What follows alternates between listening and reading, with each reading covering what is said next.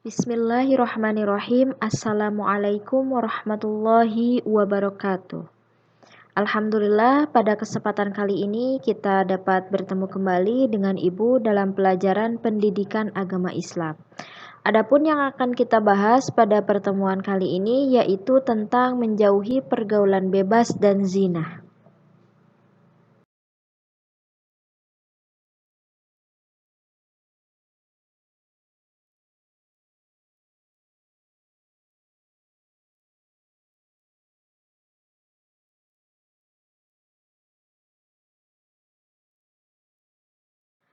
Kita mulai dari pengertian zina. Ya, sebelum kita masuk ke zina, kita akan bahas dulu tentang pergaulan bebas. Pergaulan bebas yang dimaksud pada bagian ini adalah pergaulan yang tidak dibatasi oleh aturan agama maupun susila. Salah satu dampak negatif dari perbuatan pergaulan bebas adalah perilaku yang sangat dilarang oleh agama Islam, yaitu zina. Secara bahasa, zina berasal dari kata zana yazni yang artinya hubungan persetubuhan antara perempuan dengan laki-laki yang sudah mukallaf atau baligh tanpa akad nikah yang sah. Jadi, zina adalah melakukan hubungan biologis layaknya pasangan suami istri di luar tali pernikahan yang sah menurut syariat Islam.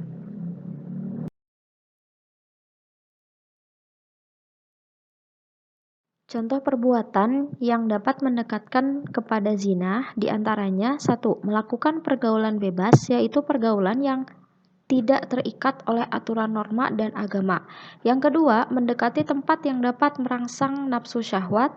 Yang ketiga, melihat aurat dan menghayalkannya. Yang keempat, melihat film atau tayangan media yang mengundang syahwat. Dan yang kelima, membaca bacaan yang mengandung unsur-unsur yang dapat menimbulkan nafsu birahi.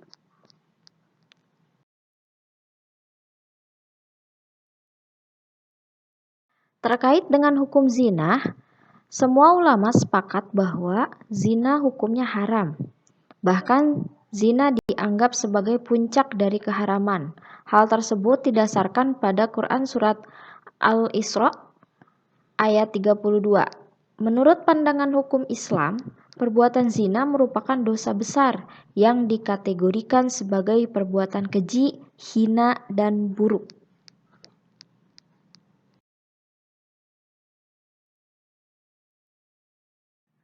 Perbuatan zina dikategorikan menjadi dua bagian, yaitu 1.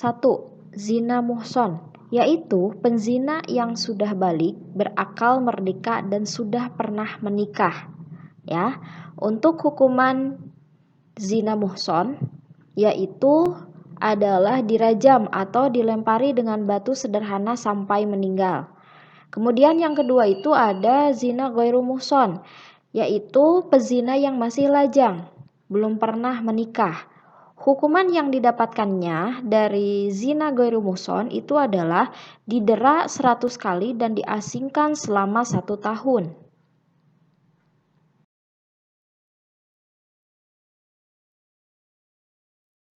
Hukuman untuk pezina, yang pertama itu ada hukuman bagi pezina ghairu muhson, didera atau dipukul sebanyak 100 kali bagi pezina ghairu muhson dan ditambah dengan mengasingkan atau membuang pelakunya ke tempat yang jauh dari tempat mereka.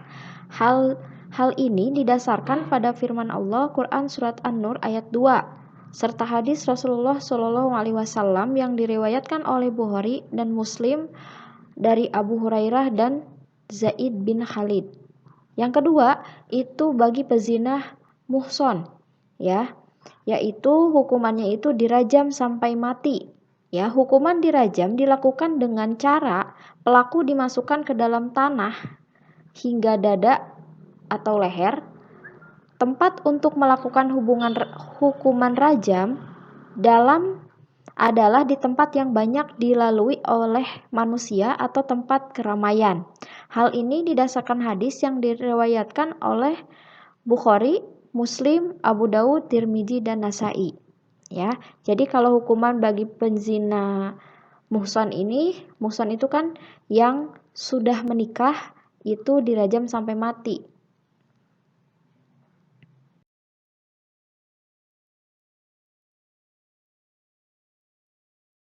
Selain kita membahas hukuman bagi pezina, ya, yang dikategorikan menjadi dua bagian. Yang pertama ada muhson dan ghairu muhson. Ada juga hukuman bagi orang yang menuduh zina kepada orang lain yang disebut dengan kazaf. Ya, yang pertama hukuman dapat dibatalkan bila masih terdapat keraguan terhadap peristiwa atau perbuatan zina itu. Hukuman tidak dapat dijalankan setelah benar-benar dinyatakan tidak terjadi perzinahan. Kemudian yang kedua, untuk meyakinkan perihal terjadinya zina tersebut, haruslah ada 4 orang saksi laki-laki yang adil. Dengan demikian, kesaksian 4 orang wanita tidak cukup untuk dijadikan bukti sebagaimana 4 orang kesaksian laki-laki yang fasik. Jadi kalau orang yang bersaksi menuduh zina, misalkan ada saksinya itu harus 4 orang laki-laki yang adil. Adil itu berarti tidak ada kecacatan baik pribadi maupun lisannya, ya. Misalkan kalau saksinya itu 4 orang perempuan, itu tidak bisa dijadikan bukti karena kurang kuat, ya. Karena sebagaimana 4 orang kesaksian seorang laki-laki fasik, ya. Kemudian yang ketiga, kesaksian 4 orang laki-laki yang adil ini pun masih memerlukan syarat, yaitu bahwa tetap mereka harus melihat persis proses zina tersebut. Misalkan gini, ketika kita menuduh zina kepada seseorang, ya, 4 orang itu harus benar-benar melihat si orang tersebut melakukan zina. Misalkan kalau salah satu doang yang melihat zina tersebut, itu tidak sah kesaksiannya. Kemudian yang keempat, andai seorang dari keempat saksi tersebut menyatakan kesaksian yang lain dari kesaksian 3 orang lainnya, atau salah seorang di antaranya mencabut kesaksiannya terhadap mereka semuanya, dijatuhkan hukuman menuduh zina. Hukuman bagi penuduh zina terhadap perempuan baik-baik adalah dengan didera sebanyak 80 kali deraan. Hal ini didasarkan pada Quran surat An-Nur ayat 4. Ya, jadi 4 orang saksi, ya, apabila misalkan melihat zina itu 4-4-nya harus sepakat, harus satu suara. Misalkan kalau dari 4 itu ada satu yang berbeda tentang kesaksiannya, berarti itu ditolak kesaksiannya. Kemudian di sini ada juga hukuman bagi orang yang menuduh zina kepada perempuan yang baik, ya, itu hukumannya adalah 80 deraan, ya, 80 kali deraan.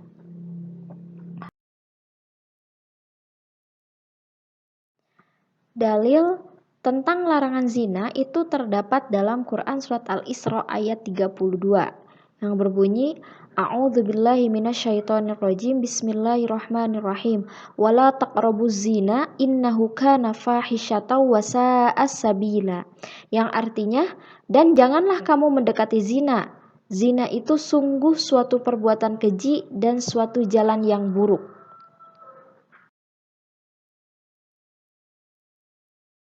Asbabun nuzul dari Quran surat Al-Isra ayat 32 atau sebab-sebab turunnya Quran surat Al-Isra ayat 32 itu adalah Imam Ahmad mengatakan bahwa telah menceritakan kepada kami, Zaid ibnu Harun telah menceritakan kepada kami, Jaril telah menceritakan kepada kami, Salim ibnu Amir dari Abu Umamah bahwa pernah ada seorang pemuda yang datang kepada Nabi Shallallahu Alaihi Wasallam.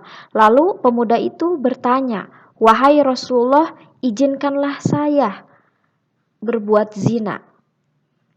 Kaum yang hadir memusatkan pandangan mereka ke arah pemuda itu dan menghardiknya seraya berkata, diam kamu, diam kamu. Rasulullah Shallallahu Alaihi Wasallam bersabda, dekatkanlah dia kepadaku. Pemuda itu mendekati Rasulullah Shallallahu Alaihi Wasallam dalam jarak yang cukup dekat. Lalu Rasulullah Shallallahu Alaihi Wasallam bersabda, duduklah. Pemuda itu duduk Dan Nabi Shallallahu Alaihi Wasallam bertanya kepadanya, apakah kamu suka perbuatan zina dilakukan terhadap ibumu? Pemuda itu menjawab, tidak, demi Allah, semoga Allah menjadikan diriku sebagai tembusanmu. Rasulullah SAW bersabda, orang lain pun tentu tidak suka hal tersebut dilakukan terhadap ibu-ibu mereka.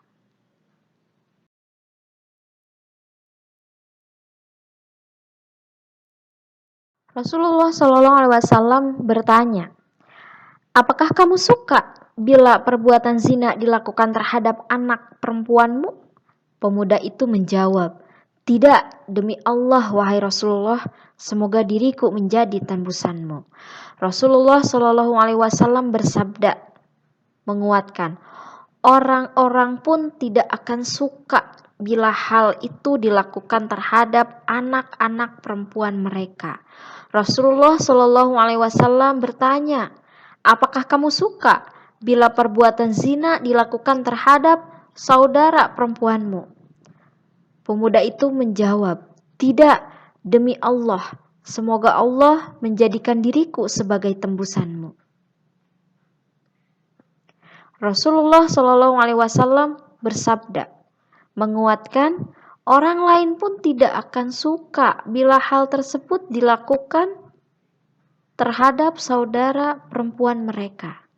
Rasulullah SAW bertanya, apakah kamu suka bila perbuatan zina dilakukan terhadap bibi atau dari pihak ayahmu? Pemuda itu menjawab, tidak, demi Allah, semoga Allah menjadikan diriku sebagai tebusanmu.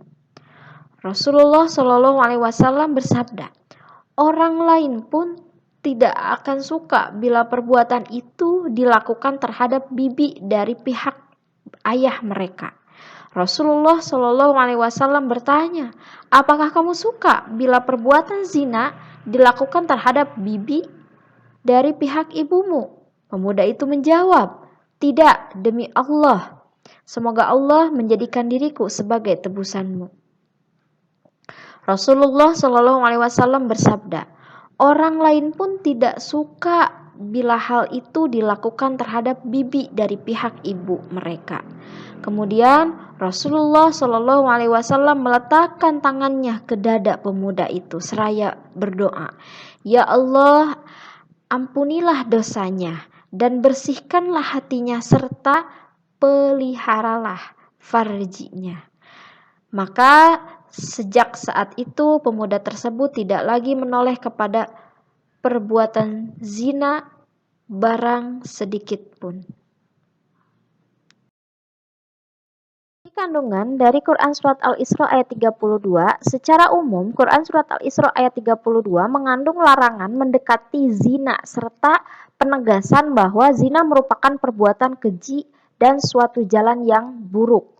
Allah secara tegas memberi predikat terhadap pembuat zina melalui ayat tersebut sebagai perbuatan yang merendahkan harkat, martabat, dan kehormatan manusia. Karena dengan demikian, bahayanya perbuatan zina sebagai langkah pencegahan Allah melarang perbuatan yang mendekati atau mengarahkan kepada zina. Ya. Imam Suyuti dalam kitabnya Al-Jami Al-Kabir menuliskan bahwa perbuatan zina dapat mengakibatkan 6 dampak, yaitu dampak negatif di dunia dan dampak negatif di akhirat. Kemudian ayat di atas menceritakan peristiwa terbukanya aurat Adam dan Hawa. Para ulama menyimpulkan bahwa pada hakikatnya menutup aurat adalah fitrah manusia. Sejak semula, Adam dan Hawa tidak dapat saling melihat aurat masing-masing. Hal ini dikarenakan aurat mereka tertutup sehingga mereka sendiri pun tidak dapat melihatnya. Kemudian setan menggoda Adam dan Hawa agar memakan buah terlarang dari pohon yang terlarang. Akibatnya adalah aurat mereka yang semulanya tertutup menjadi terbuka. Adam dan Hawa menyadari bahwa auratnya terbuka sehingga mereka berusaha menutupinya dengan daun-daun dan daun-daun surga. Usaha tersebut menunjukkan bahwa sejak awal penciptaan manusia memiliki naluri untuk menutup aurat, ya, dengan cara berpakaian. Ide untuk membuka aurat adalah ide keliru yang bermaksud menjerumuskan manusia supaya ingkar kepada Allah. Jadi kunci dari tidak berbuat zina itu yang pertama yang harus kita lakukan adalah menjaga pakaian.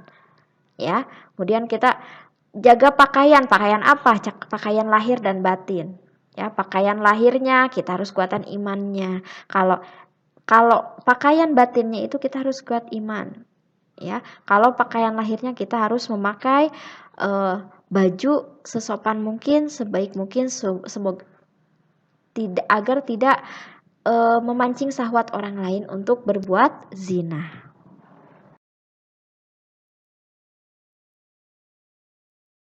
Kemudian dalil yang kedua tentang larangan mendekati zina, ya, dan berujung kepada penuduh zina atau hukuman untuk seorang pezina dan penuduh zina itu terdapat dalam Quran surat An-Nur ayat 2 yang berbunyi, A'udzubillahi minasyaitonirrajim, Bismillahirrahmanirrahim, Az-zaniyatu waz-zani fajlidu kulla wahidim minhuma mi'ata jaldah wala ta'khudukum bihima ra'fatun fi dinillahi in kuntum tu'minuna billahi wal yaumil akhir wal yashhad adzabahuma ta'ifatum minal mu'minin, yang artinya pezina perempuan dan pezina laki-laki deralah masing-masing dari keduanya 100 kali, dan janganlah ada rasa belas kasihan kepada keduanya,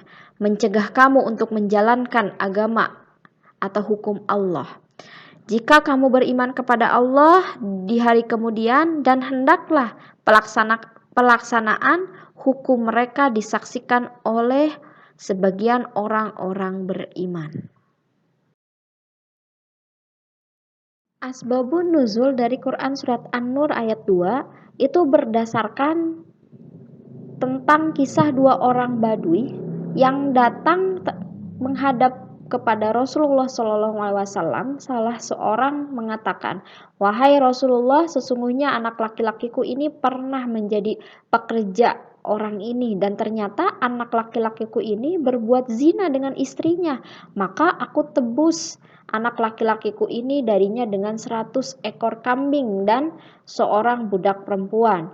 Kemudian aku bertanya kepada orang-orang yang alim, maka mereka mengatakan bahwa anakku dikenai hukuman 100 kali dera dan diasingkan selama 1 tahun. Sedangkan istri orang ini dikenakan hukuman rajam."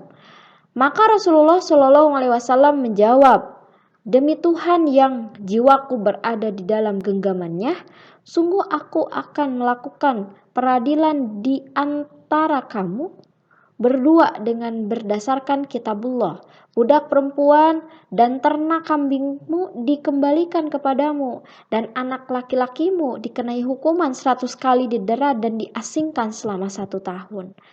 Sekarang pergilah kamu, hai orang Unais, seorang lelaki dari Bani Aslam, yang ada di majelis itu, kepada istri lelaki ini. Tanyalah dia, jika dia mengaku, maka hukum rajamlah dia." Unais berangkat menemui istri lelaki badui itu dan menanyakannya. Akhirnya wanita itu mengakui perbuatannya, lalu ia dihukum rajam dengan dilempar batu-batu sebesar genggaman tangan hingga mati. Isi kandungan dari Quran surat An-Nur ayat 2 itu ada 3. Yang pertama, pelaku zina baik laki-laki maupun perempuan dihukum dengan cara didera, dicambuk sebanyak 100 kali. Ya, kemudian yang kedua, Allah Subhanahu wa taala melarang orang beriman berbelas kasihan kepada keduanya sehingga mencegah menjalankan hukum Allah. Pelaksanaan hukuman bagi pelaku zina disaksikan oleh sebagian orang yang beriman. Nah, ini adalah isi kandungan Quran surat An-Nur ayat 2 tentang larangan mendekati, tentang hukuman untuk seorang pezina. Ya.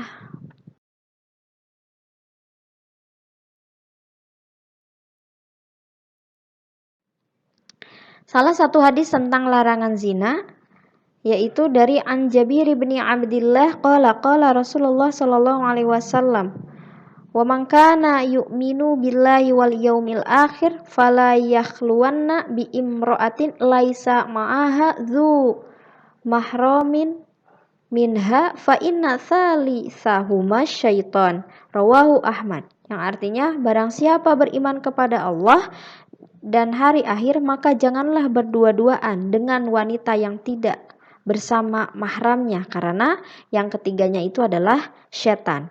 Hadis riwayat Ahmad. Di sini menegaskan bahwa mendekatinya saja, berdua-duaan saja itu tidak boleh, apalagi melakukan hal-hal yang lebih dari mendekati zina, sampai-sampai benar-benar melakukan hubungan di luar pernikahan. Jadi mendekatinya saja sudah tidak boleh, sudah dianggap keji, sudah dianggap buruk, apalagi melakukannya. Jadi ini menegaskan bahwa kita tidak boleh melakukan, mendekati, melakukan perbuatan zina. Nah, di sini ada dampak perbuatan zina ya. Jadi dampak perbuatan zina itu tidak hanya di dunia, tapi sampai akhirat. Berarti di dunia itu belum selesai. Jadi masih ada dampak di akhirat. Kalau dampak di dunia, orang yang berbuat zina itu yang pertama adalah menghilangkan kewibawaan. Ketika seseorang sudah dicap sebagai pernah berzina, itu biasanya nama baiknya kurang baik. Kemudian mendekatkan kepada kefakiran, ya. Kemudian yang ketiga mengurangi umur, ya. Kemudian ada dampak akhirat, ya. Dampak akhirat itu mendapatkan murka Allah, ya. Kemudian yang kedua itu hisab yang jelek, jadi banyak dosa. Karena perbuatan zina itu adalah perbuatan yang dilarang oleh agama dan Allah, ya. Kemudian yang ketiga siksa di neraka. Ya, jadi ketika kita melakukan zina itu dampaknya itu tidak hanya di dunia tapi sampai akhirat. Berarti ini adalah penyiksaan tiada akhir kalau kita berbuat zina. Jadi untuk generasi muda ya yang belum menikah ataupun sudah menikah, yuk jauhi perbuatan zina supaya kita tidak mendapatkan dampak dari perbuatan zina baik di dunia maupun di akhirat, ya.